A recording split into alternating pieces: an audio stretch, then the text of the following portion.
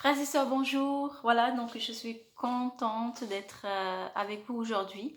J'ai un nouvel enseignement pour vous. Alors, l'enseignement d'aujourd'hui, ça va être le début de la vie chrétienne. Donc, si tu as donné ta vie à Jésus-Christ, tu as fait du Seigneur Jésus ton Seigneur et ton Sauveur personnel, tu es sauvé. Et aujourd'hui, voilà, donc je vais te donner certains éléments pour commencer ta vie chrétienne. Donc il y a beaucoup de choses, mais pour commencer, voilà, il y a certaines choses importantes à connaître. Et aujourd'hui, je suis là pour te présenter, voilà, ce démarrage. Et c'est aussi utile pour les personnes qui sont chrétiennes depuis longtemps aussi. Ça fait un rappel. Et s'il y a aussi des choses qui étaient loupées, voilà, donc ils peuvent toujours se rattraper, ils peuvent toujours, voilà, prendre ces choses-là si ça peut les édifier. Alors, tout d'abord, je vais commencer par le fait de parler des baptêmes. Donc, vous avez donné votre vie à Jésus-Christ. Vous avez fait de lui votre Seigneur et votre Sauveur. Donc, vous avez compris ce qu'il a fait pour vous à la croix. Vous avez compris qu'il a été à la croix. Il était mort et ressuscité à la croix le troisième jour. Mort à la croix et ressuscité le troisième jour. Et vous savez que donc vous avez cru, vous avez donné votre cœur à Jésus-Christ.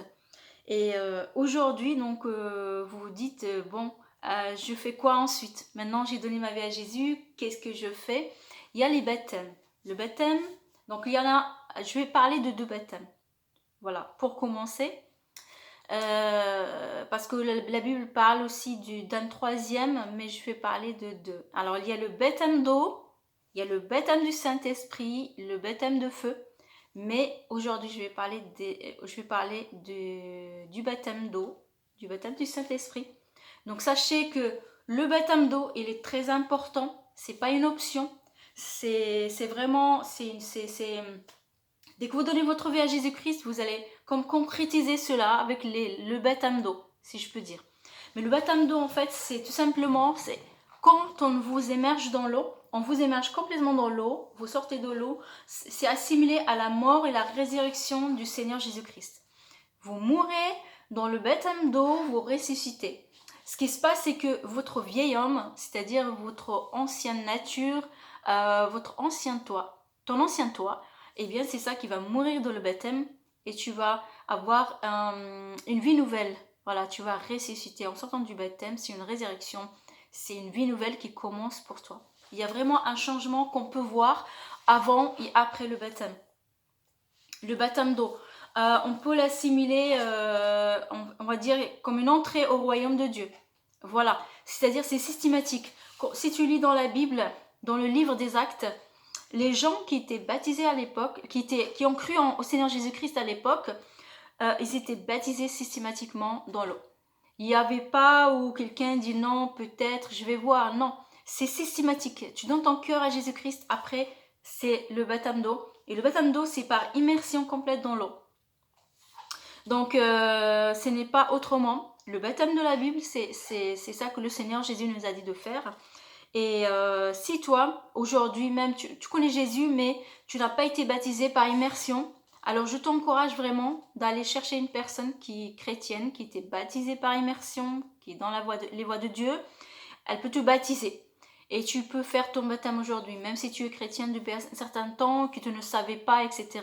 Ou que tout simplement tu ne croyais pas, je ne sais pas, tes circonstances, ta vie. Mais je t'encourage aujourd'hui vraiment de te faire baptiser par immersion. Voilà, c'est le baptême que le Seigneur Jésus-Christ nous a dit de faire. C'est de cette manière-là. Voilà, donc tu peux trouver un pasteur, une personne chrétienne qui est baptisée déjà, qui croit au Seigneur, elle peut te baptiser. Voilà. Alors le deuxième baptême maintenant, c'est le baptême du Saint-Esprit. Alors peut-être tu sais pas c'est quoi le Saint-Esprit. Le Saint-Esprit, c'est la troisième personne de la Trinité. La Trinité, il y a Dieu le Père, et il y a le Seigneur Jésus-Christ, le Fils de Dieu. Il y a la troisième personne de la Trinité, c'est le Saint-Esprit. Quand tu as donné ta vie à Jésus, tu as donné ton cœur à Jésus-Christ, tu as cru, ce qui se passe c'est quoi? C'est que le Seigneur Jésus-Christ vient habiter dans ton cœur par le Saint-Esprit. Et le Seigneur, il te met dans le corps du Christ, c'est dans son corps en fait. Et Et tu as besoin du baptême du Saint-Esprit. Alors, le baptême du Saint-Esprit, certaines personnes reçoivent avant le baptême d'eau. Certains le reçoivent après le baptême d'eau. Il y a eu des cas dans la Bible, dans le livre des Actes, on voit des personnes qui l'ont reçu avant, des personnes ont reçu après. On voit des personnes que, quand ils ont reçu le baptême d'eau, du Saint-Esprit, ils ont parlé en langue, c'est-à-dire il y a une nouvelle langue qui est sortie de leur bouche, une nouvelle langue. Et, donc toi aujourd'hui, donc tout simplement, si tu parles pas en langue, tu viens d'arriver au Seigneur, sache que tu as besoin du baptême du Saint-Esprit. Donc soit toi tu pries le Seigneur et tu lui demandes, tu pries, tu lui demandes de te baptiser du Saint-Esprit, c'est le Seigneur Jésus qui le fait. Ou ça peut être quelqu'un qui va prier pour toi, pour que tu puisses recevoir le baptême du Saint-Esprit. C'est-à-dire que tout simplement, tu vas être tellement rempli, le Saint-Esprit viendra sur toi, tu vas être tellement rempli, ça va déborder et ça va donner le parler en langue qui sort de ta bouche. Tu vois? Donc là, tout simplement, voilà, par exemple, moi, j'avais reçu le Saint-Esprit, j'avais pas reçu le parler en langue de suite. Quelques jours après, je l'ai reçu et j'ai parlé. Tu vois. Donc, en fait, tu peux prier ou demander à quelqu'un qui prie pour toi et tu vas recevoir. Voilà. Et il faut savoir aussi le parler en langue pour t'expliquer si tu ne sais pas bien. La Bible en parle. Le parler en langue, c'est la langue de Dieu. C'est-à-dire que quand tu vas parler en langue, tu parles directement à Dieu. C'est le langage de Dieu, c'est une langue parfaite. Pour te donner un exemple, je t'explique en fait ton état quand tu as cru au Seigneur Jésus-Christ. En fait, tu es né de nouveau. C'est-à-dire, nous sommes composés de esprit, âme et corps. Quand Adam a péché, il y a une rupture spirituelle, c'est-à-dire la partie esprit qui était morte. Quand tu as cru en Jésus, ce qui se passe, c'est quoi? C'est que par le Saint-Esprit, il vient ressusciter à l'intérieur de toi ton esprit. Tu es né de nouveau, il y a une nouvelle naissance en toi. C'est pourquoi aussi tu te sens vraiment, tu vas sentir quelque chose qui est différent en toi. C'est parce que tu es né de nouveau. C'est la nouvelle naissance. La Bible appelle ça la nouvelle naissance. Moi, je l'ai vécu, les gens l'ont vécu, mais il faut que tu comprennes ce que c'est. Le terme qu'on emploie, c'est une nouvelle naissance. Donc, tu es né de nouveau dans le royaume des cieux. C'est comme, tu vois, quand tu es né au début, quand tu es né de ce monde-là, tu étais dans le ventre de ta mère et après tu es sorti, tu es né dans ce monde physique. Et en fait, la nouvelle naissance, c'est une naissance spirituelle. Tu es né de nouveau, un être spirituel à l'intérieur de toi et tu es un bébé spirituel. Même si aujourd'hui, je ne sais pas, tu as 40 ans, tu as 60 ans, en âge physique, quand tu viens à Jésus, tu es né de nouveau, un être spirituel, tu es un bébé spirituel. La Bible dit que tu es un bébé spirituel. C'est-à-dire que les choses spirituelles, tu vas commencer à les découvrir petit à petit. D'accord? Tu vas t'imprégner dans la vie spirituelle, dans la relation avec Dieu, connaître Dieu, vivre des choses spirituelles. Et donc ton état c'est un bébé spirituel et tu vas commencer à te nourrir et tu vas grandir spirituellement. Tu vas grandir spirituellement, avancer jusqu'à arriver à l'âge adulte spirituel. Tu vois. Et ce qu'il y a c'est que pour la naissance physique, quand tu étais né, tu es sorti du ventre de ta mère et le bébé, quand il sort, il crie et il commence ensuite à parler, à sortir quelques mots. Ça, c'est le bébé physique. Si je peux appeler physique, juste pour une façon d'expliquer. Dans le monde physique. Il commence à parler, dire quelques mots qui vient, papa, maman, autre. Il commence à parler le langage. S'il est en France, il va commencer à parler français, ainsi de suite. Et il continue à parler. D'accord? Le langage se développe. Quand tu es né de nouveau et tu es baptisé du Saint-Esprit, tu as un bébé spirituel, le baptême du Saint-Esprit, tu l'as reçu. Ce qui se passe, c'est que tu as un bébé spirituel, tu vas commencer à parler la langue de Dieu. maintenant. C'est une nouvelle langue que Dieu t'a donnée et la donne à tout le monde. Et tu vas commencer à la sortir. Ça va sortir de ta bouche et ça parle directement à Dieu. Et ça commence par des petits mots que tu ne comprends pas. Et ça va sortir et ça continue, ça continue. Et plus tu la parles, comme un bébé en fait. Il a ses premiers mots et après ça progresse. À un moment donné, il peut devenir expert en langue française. Là, tu sors le parler en langue, tu commences à prier comme ça avec le parler en langue, tu le sors, tu pratiques tous les jours. C'est une prière, tu parles à Dieu. Et en fait, ça se développe, à un moment donné, ça se développe et ça devient de plus en plus fluide. Et c'est très puissant, c'est la langue de Dieu. Où il y a Dieu qui comprend cette langue-là, tu parles directement à Dieu, c'est lui qui te comprend, tu parles le cœur de Dieu directement. Quand tu parles en langue, tu exprimes depuis ton esprit, c'est ton esprit qui parle à Dieu et tu vas parler, ça vient de ton esprit à l'intérieur de toi qui était ressuscité, qui était né de nouveau. Et là, ça sort de ta bouche et ça va directement dans le cœur de Dieu. Et là, vraiment, c'est très très puissant. Donc, ne néglige pas le parler en langue. Cherche le baptême du Saint-Esprit et ça vient, le parler en langue, il vient après. D'accord? Ça peut venir de suite, ça peut venir après. Il y a certaines personnes, ils ont un certain blocage, ils ne comprennent pas ce que c'est, ils bloquent, ils n'osent pas parler en langue. Mais si tu entends des mots, tu vois, tu reçois le baptême du Saint-Esprit et tu entends des mots en toi, tu ne les comprends pas, mais qui veulent sortir, fais-les sortir. Parce que c'est toi qui vas parler de ce que ton esprit à l'intérieur de toi t'inspire, le langage. Et dans ce langage-là même, parler en langue, il y a plusieurs langues. C'est-à-dire qu'à un moment donné, ton parler en langue, il va même évoluer. Tu vas parler plusieurs langues de Dieu. Plusieurs langues. Et c'est très très mystérieux, tu racontes des mystères avec Dieu, tu lui parles en fait, il te parle aussi dans ton esprit directement. C'est très puissant, moi je l'ai expérimenté et vraiment c'est très très puissant. Je vais faire un enseignement là-dessus que sur le parler en langue où vraiment je vais bien expliquer. Mais aujourd'hui, voilà, je t'encourage donc le baptême d'eau, le baptême du Saint-Esprit.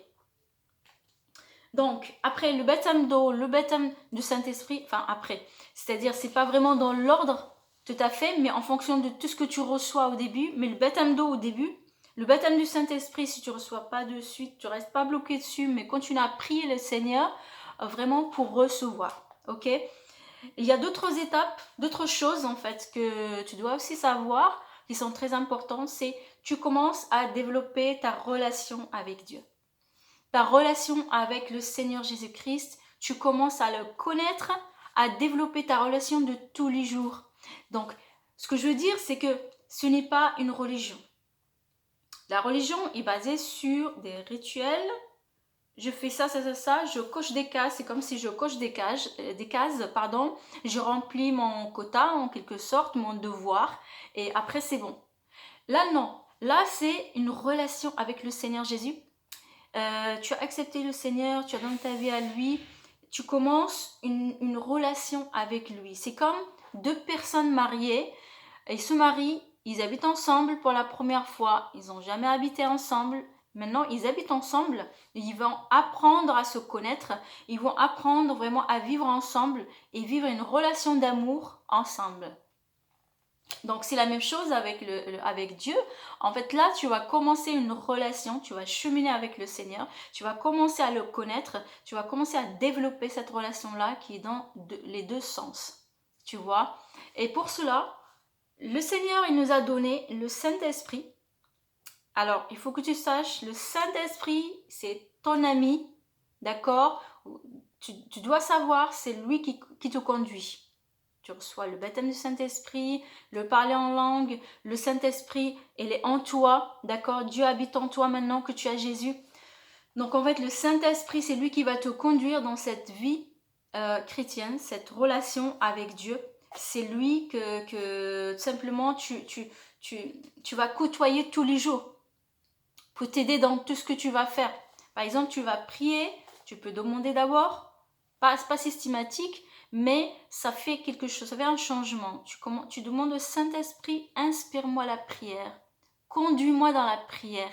Et tu verras que le Saint-Esprit il va t'inspirer même des sujets de prière pour lesquels tu peux prier. Tu vois? Donc, dis-toi, le Saint-Esprit, il est avec toi, c'est lui qui te conduit sur cette terre, dans ce que tu fais. Donc, tu peux lui demander des orientations, tu peux demander de t'inspirer, tu peux lui poser des questions.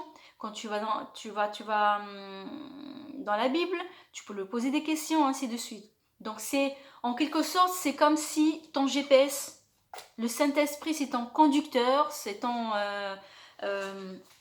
comment dire, la Bible dit c'est le consolateur, c'est lui qui révèle toute la vérité, d'accord? C'est lui qui va t'enseigner, va te révéler toute la vérité et qui va te parler, qui va te montrer beaucoup de choses en fait. Donc ne le néglige pas, ne l'oublie pas, d'accord? C'est ton GPS, c'est comme si tu avances sans le Saint-Esprit, sans son orientation, c'est comme si tu tâtonnes et tu cherches à droite à gauche et à un moment donné tu dis je ne sais plus quoi faire, non, cherche le Saint-Esprit. Parle-lui, commence à lui parler, commence à lui poser des questions et tout ça, et lui, il te conduit. Et voilà, donc c'est pour ça, j'ai abordé, voilà, après les baptêmes, j'ai parlé du Saint-Esprit parce que vraiment, c'est très important, c'est la clé. C'est la clé, en fait, c'est lui qui va te conduire.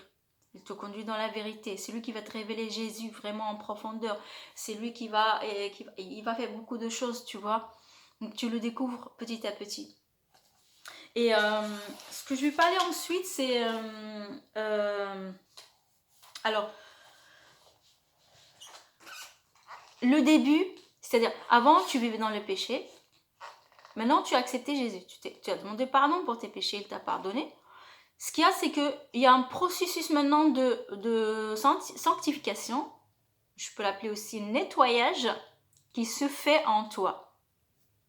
Et celui qui va faire ça, c'est le Saint-Esprit qui va le faire. C'est-à-dire que Dieu t'a donné une nouvelle nature. La nature de pécheur que tu avais, tu ne l'as plus. Dieu enlève cette nature et la change, il te donne une nouvelle nature, c'est la nature de la justice. La Bible dit que tu es la justice de Dieu en Jésus-Christ. Donc tu as une nouvelle nature en toi qui est la sainteté. Ça, ne l'oublie pas, c'est pas la nature de péché. La nature de péché, c'est fini une fois que tu es venu à Jésus. C'est fini. Tu as une nouvelle nature de sainteté. Ce qui se passe, c'est quoi? C'est que les choses mauvaises que tu faisais avant, tu vas sentir au fond de toi que tu ne veux plus. Tu ne seras plus à l'aise avec ça. Parce que tu as une nouvelle nature maintenant et tu dois marcher dans la sainteté comme le Seigneur Jésus-Christ. Et pour cela, lui, il t'a donné une nouvelle nature en toi, tu vois. Et maintenant, le Saint-Esprit, il va enlever tout ce qui est ancien, tu vois. Les choses mauvaises que tu faisais avant, le Saint-Esprit, il va te parler, il va te repousser, il va te dire, ça, c'est pas bon, tu vois. Et toi, tu vas sentir à l'intérieur de toi qui te parle. Tu vas sentir, oh, je suis pas à l'aise, non, je sens que, non, je dois pas faire ça, c'est pas bon. Et si tu vas dedans, dans telle mauvaise chose que tu faisais, tu vas pas te sentir bien à l'intérieur de toi. Tu vas te sentir un peu malheureux à l'intérieur de toi. Pourquoi? Parce que tu as une nouvelle nature, il y a un conflit. Il y a un conflit à l'intérieur de toi, ce n'est plus accepté. À l'intérieur de toi, le péché, les mauvaises choses ne sont plus acceptées à l'intérieur de toi. Avant, c'était tranquille. Tranquille en quelque sorte à l'intérieur, tu dis, ouais, bon, ça va, je vis dans ça. Tu poses même pas la question. Mais là, quand tu as reçu Jésus, une nouvelle nature est en toi, il y a le Saint-Esprit. Là, tu vas pas être à l'aise. D'accord? Donc, quand tu es un enfant de Dieu, ce que tu es devenu un enfant de Dieu quand tu as accepté Jésus comme Seigneur et Sauveur, un enfant de Dieu ne peut pas vivre dans le péché comme ça continuellement et être heureux. C'est pas possible. Il va être malheureux, il va être triste, il va pas se sentir à l'aise, il va pas être bien parce que il a maintenant une nouvelle nature, il est enfant de Dieu, il est saint. La Bible t'appelle saint, d'accord? Il ne t'appelle plus pécheur quand tu es enfant de Dieu. Tu es un saint de Dieu, tu es un juste de Dieu. Et c'est pour cette raison que quand tu vas pécher, tu vas pas te sentir bien, tu vas de suite tu sens oh non là ça va pas. Donc ce qui se passe c'est que le Saint-Esprit te sanctifie, c'est par sa force parce que nous avec notre force on ne peut pas y arriver, mais c'est la force de Dieu, c'est la force du Saint-Esprit qui va faire que toutes les mauvaises choses que tu faisais avant, ils vont disparaître. Il y aura un balayage de tout ça. C'est-à-dire, moi, au début de ma conversion, il y a des choses où je ne savais même pas pourquoi je devais les jeter, mais dès que là, j'avais cru en Jésus, quelques jours après, il y a certaines choses, je suis allée systématiquement, il faut que je jette ça, je sais pas tout à fait, mais je sens que ça, c'est pas bon, c'est des choses, je jette. Par la suite, j'ai compris, ah, en fait, oui, c'est vrai, ça, c'est pas bon, ça, c'est pas bon, ok. Mais au début, même, je ne... Je ne connaissais pas le processus de sanctification ou quoi, j'ai accepté le Seigneur, j'ai dit pardon pour mes péchés. Mais après, le Saint-Esprit a mis comme une lumière sur les choses, j'ai commencé à voir que ça, ajouter, ça il faut plus faire, ça ne pas faire, ça ne pas faire, ne pas faire. D'accord? Donc c'est pas forcément quelqu'un qui est venu me dire écoute, ça c'est pas bon, ça c'est pas bon. Mais comme ça, de l'intérieur de moi, ça venait. Il ne faut plus faire ça, ça y est, je ne peux plus faire ça. Je ne peux plus faire ça, ça je rejette. Et il y avait des choses où ça me posait des conflits. J'étais addict à des choses, donc en fait ça posait des conflits à l'intérieur de moi, mais j'étais triste. J'étais triste à un moment donné et voilà, je me disais comment je vais me débarrasser de cette chose-là. Je priais le Seigneur, j'ai dû parler à une personne, on a discuté, on a prié ensemble et du jour au lendemain c'était parti. Voilà. Il y a aussi certaines choses que peut-être que tu aimes. Voilà. C'est-à-dire que le Saint-Esprit te nettoie, mais il y a des choses que tu as du mal. Et en fait, parce que tout simplement, soit tu es addict, il y a une dépendance, en fait, il y a besoin vraiment de prier, ou qu'on prie pour toi.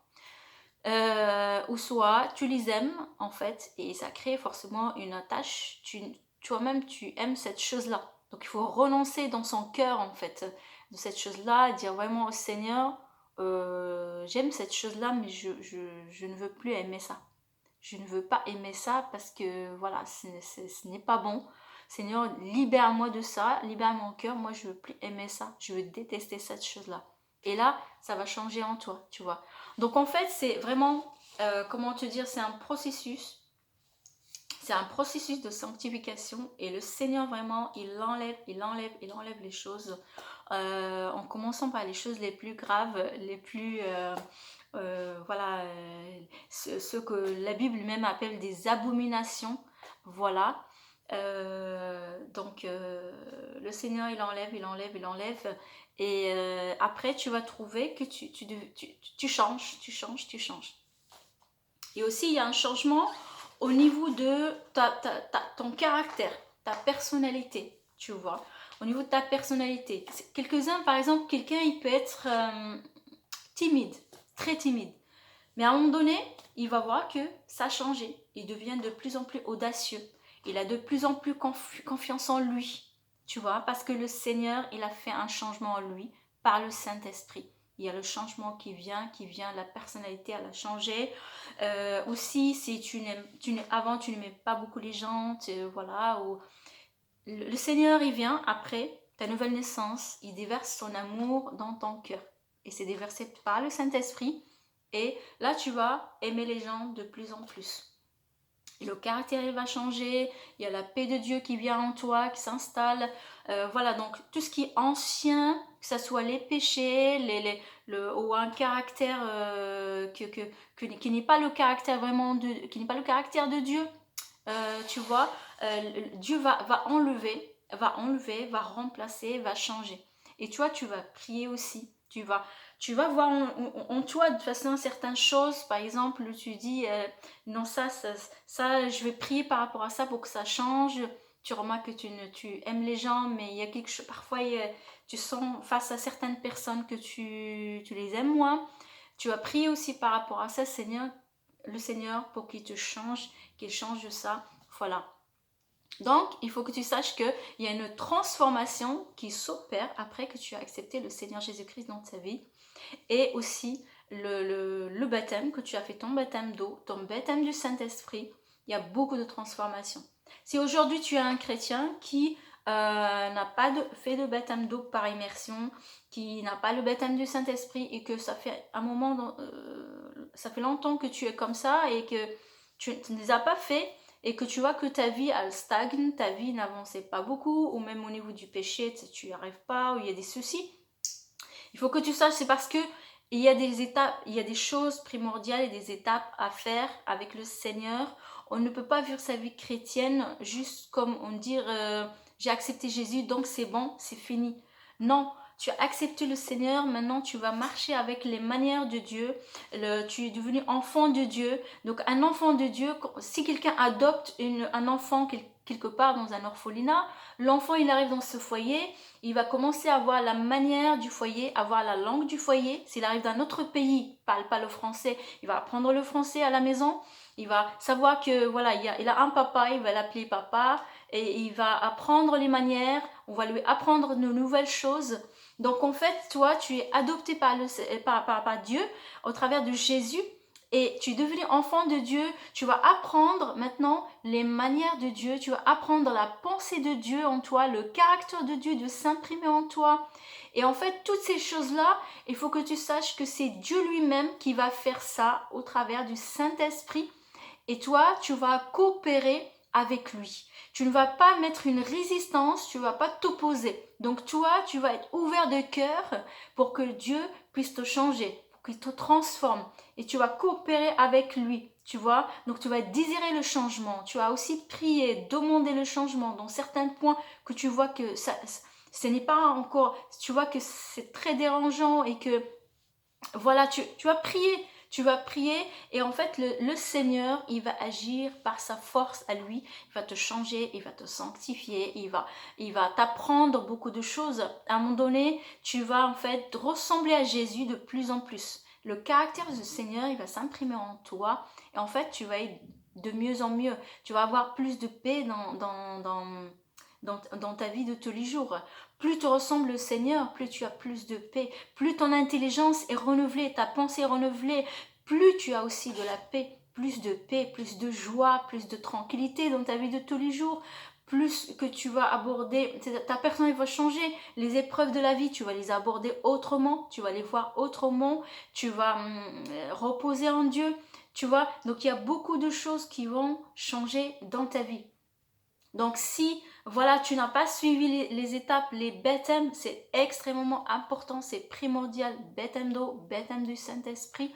Et au niveau de la prière en langue, c'est très important, ça permet de s'édifier à l'intérieur. Il y a beaucoup de choses, mais déjà, le premier point, c'est qu'elle permet, c'est s'édifier à l'intérieur, c'est-à-dire se renforcer. Dans ton esprit, tu vas être renforcé, tu grandis spirituellement. Voilà. Après, donc, il y a ça qui est très important, la transformation. Tu dois savoir ça, qu'il y a une grande transformation. Donc, en parallèle, tu pries. Donc, tu peux prier en langue. Et aussi, tu pries avec ton langage, ta langue. Si tu parles le français, c'est le français. En autre langue, tu peux prier. Donc, la prière, donc, j'ai des enseignements sur la prière. Donc, il y en a un que j'ai déjà fait. Et je pense peut-être que je ferai d'autres enseignements sur la prière. Mais il faut que tu saches que la prière, c'est très important. C'est ta relation avec Dieu, tu vas la développer. Tu vas la développer. Donc, tu pries, tu parles au Seigneur, tu l'adores, tu le loues, tu le remercies. Et en même temps, tu sois aussi à l'écoute quand tu vas prier. Tu peux lui dire, voilà, parle-moi Seigneur, je suis à l'écoute. Si tu veux me dire quelque chose, il peut te parler. Donc, il peut te parler dans ton cœur. Tu peux avoir une vision. Tu peux avoir, il peut te parler de plusieurs manières, tu vois. Et là, tu développes cette relation. Dans la prière, tu vas lui parler, te confier à lui. Dieu aime qu'on soit sincère. Tout simplement, c'est vis ta vie chrétienne simple. Ne complique pas les choses, tu vois. Vraiment, la vie chrétienne, elle est facile, elle n'est pas compliquée, tu vois. Si tu abordes les choses de la bonne manière. Donc, il y a la prière, tu vois, et tu pries avec simplicité, tu ouvres ton cœur, tu te confies au Seigneur, d'accord. Et aussi, il y a la parole de Dieu, la Bible, c'est très important. Ce que je peux te conseiller pour commencer, c'est la version Louis II 21. C'est une version qui est simple. Il y a plusieurs versions, mais c'est la même Bible. C'est tout simplement qu'il y a des vocabulaires. Donc voilà, je ne vais pas rentrer dans des détails, mais la version second 21, tu vas voir le vocabulaire français qui est plus abordable, plus facile. Il y a même des versions qui ont le français plus facile encore pour que tu puisses comprendre, tu vois. Il y a des bibles où le vocabulaire il est plus poussé, donc c'est un vocabulaire ancien où quand tu vas lire une phrase, tu vas trouver un mot qui est ancien, il n'est plus utilisé aujourd'hui et que tu vas peut-être pas comprendre, tu vois. C'est pourquoi je te recommande voilà, les versions les plus faciles avec le français facile d'aujourd'hui qu'on parle. Donc je te recommande la version Louis II 21. Cette version-là, et tu commences à lire, je te conseille de commencer à lire le Nouveau Testament. Ensuite, tu peux continuer le Nouveau Testament, tu vas pour aller par la suite à l'Ancien Testament pour que tu puisses comprendre un petit peu l'histoire avant, ce qui s'est passé avant et que c'est extrêmement riche. Dieu va t'apprendre beaucoup de choses aussi dans le Nouveau Testament que dans l'Ancien Testament. Tu vois, donc en fait, cette relation que tu vas développer avec Dieu, tout simplement fais avec simplicité, ne te mets pas de pression quoi que ce soit. Fais, en fait, c'est simple si tu reposes sur le Saint-Esprit qui va t'enseigner, qui va t'orienter, qui va te conduire, tu vois. Par exemple, avant de lire la Bible, tu peux tout simplement parler au Saint-Esprit ou dire Saint-Esprit, je t'invite, enseigne-moi ta parole aujourd'hui, je te remercie Saint-Esprit. Par exemple, et tu commences à lire, et là tu vas voir qu'il va te parler, qu'il va te révéler des choses, qui vont revenir dans ton esprit. Tu vas voir, et là tu vas grandir, tu vas grandir. Voilà. Donc en fait, repose sur le Saint-Esprit, ne repose pas sur tes efforts personnels, sur ta force à toi, mais repose sur la force de Dieu, même dans ta relation avec Dieu. Tu vois, même pour aller prier, tu peux dire par exemple le Saint-Esprit, Saint-Esprit, réveille-moi à l'heure que tu veux pour que je puisse prier et que je puisse me réveiller en bonne forme pour que je puisse être bien prêt pour prier, tu vois. Donc repose sur lui. À chaque fois, tu peux lui demander des choses, de t'aider. Et en fait, lui, c'est ton soutien. Il te porte et il t'amène. Voilà. Alors, je vais m'arrêter là pour cette première partie. Je vais faire une deuxième partie, peut-être même une troisième, je ne sais pas encore. Mais pour l'instant, je m'arrête là pour cette vidéo et je vais continuer à t'exhorter pour ta vie chrétienne au démarrage, pour que tu démarres bien, pour que tu vives bien aussi ta vie chrétienne et que tu comprennes vraiment bien pour pas que tout simplement tu démarres mal et que au final tu ne vois pas on va dire, et tu dis c'est lourd ou je ne comprends pas, ainsi de suite. Là, je te donne vraiment les pistes, les vies pour que tu puisses bien avancer. Voilà. Alors, sois abondamment béni, voilà, et que la paix de Dieu soit sur toi. Voilà, et puis à la prochaine vidéo.